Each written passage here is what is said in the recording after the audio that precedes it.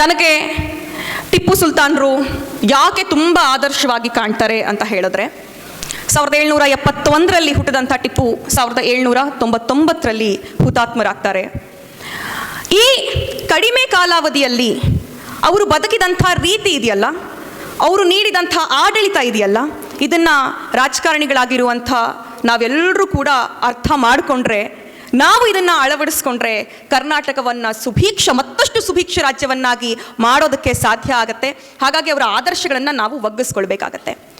ಎಲ್ಲ ರಾಜರಿದ್ರು, ಎಷ್ಟು ರಾಜಮನೆತನಗಳಿತ್ತು ಈ ದೇಶ ಸ್ವತಂತ್ರ ಆಗೋಕ್ಕೂ ಮುಂಚೆ. ಆದರೆ ಆ ಎಲ್ಲ ರಾಜಮನೆತನಗಳು ಏನು ಮಾಡ್ತಾ ಇದ್ವು? ಒಂದಷ್ಟು ಜನ ತಮ್ಮ ರಾಜ್ಯವನ್ನು ವಿಸ್ತಾರ ಮಾಡ್ಕೊಳ್ತಿದ್ರು, ಅಲ್ಲಲ್ಲೇ ಹೊಡೆದಾಡ್ತಿದ್ರು, ಯುದ್ಧಗಳು ನಡೀತಾ ಇತ್ತು, ತಮ್ಮ ರಾಜ್ಯಗಳನ್ನು ವಿಸ್ತರಣೆ ಮಾಡ್ಕೊಳ್ತಿದ್ರು. ಮತ್ತೊಂದಷ್ಟು ರಾಜರು ಏನು ಮಾಡ್ತಿದ್ರು?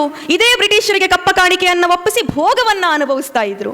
ಆದರೆ ಹಜರತ್ ಟಿಪ್ಪು ಸುಲ್ತಾನರು ಭೋಗ ಸಂಸ್ಕೃತಿಗೆ ಕಡ್ಡಾಯವಾಗಿ ವಿರೋಧವನ್ನು ವ್ಯಕ್ತಪಡಿಸಿ ಶ್ರಮಿಕ ಸಂಸ್ಕೃತಿಗೆ, ಬಹುಜನ ಸಂಸ್ಕೃತಿಗೆ, ಪ್ರಜಾಸತ್ತಾತ್ಮಕ ಸಂಸ್ಕೃತಿಗೆ, ಓದುವ ಸಂಸ್ಕೃತಿಗೆ, ಎಲ್ಲರನ್ನು ಒಳಗೊಳ್ಳುವ ಸಂಸ್ಕೃತಿಗೆ, ದುಡಿಮೆಯ ಸಂಸ್ಕೃತಿಗೆ ತನ್ನನ್ನು ತಾನು ತೊಡಗಿಸ್ಕೊಂಡಿದ್ರು.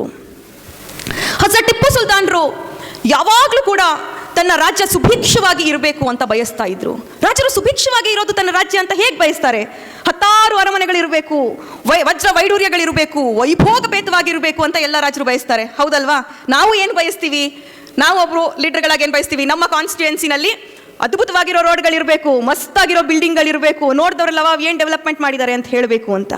ಆದರೆ ಹಜರತ್ ಟಿಪ್ಪು ಸುಲ್ತಾನ್ರವರು ಇದಕ್ಕಿಂತ ಹೆಚ್ಚಾಗಿ ಬಯಸ್ತಾ ಇದ್ದಿದ್ದು ಏನಂದರೆ, ಕಟ್ಟಡಗಳು ಬದುಕನ್ನು ಕಟ್ಟೋದಿಲ್ಲ, ನನ್ನ ಜನರು ಒಂದು ಒಳ್ಳೆಯ ಬದುಕನ್ನು, ಆರೋಗ್ಯಯುತವಾದಂಥ ಬದುಕನ್ನು, ಶಿಕ್ಷಣ ಇರುವಂಥ ಬದುಕನ್ನು ಬದುಕಬೇಕು, ಅದು ನನಗೆ ಮುಖ್ಯ ಅಂತ ಹೇಳಿ ಕೋಟ್ಯಾಂತರ ರೂಪಾಯಿ, ಲಕ್ಷಾಂತರ ರೂಪಾಯಿ ರೆವೆನ್ಯೂ ಬರ್ತಾ ಇದ್ದಂಥ ಆಲ್ಕೋಹಾಲ್ ಸಪ್ಲೈ, ಮದ್ಯಪಾನ ಮತ್ತು ಮತ್ತು ಬರುವ ಸಾಮಾನುಗಳನ್ನು ಮಾರಿದ್ರೆ ಅವರಿಗೆ ಸಾಕಷ್ಟು ತೆರಿಗೆ ಬರ್ತಾ ಇತ್ತು.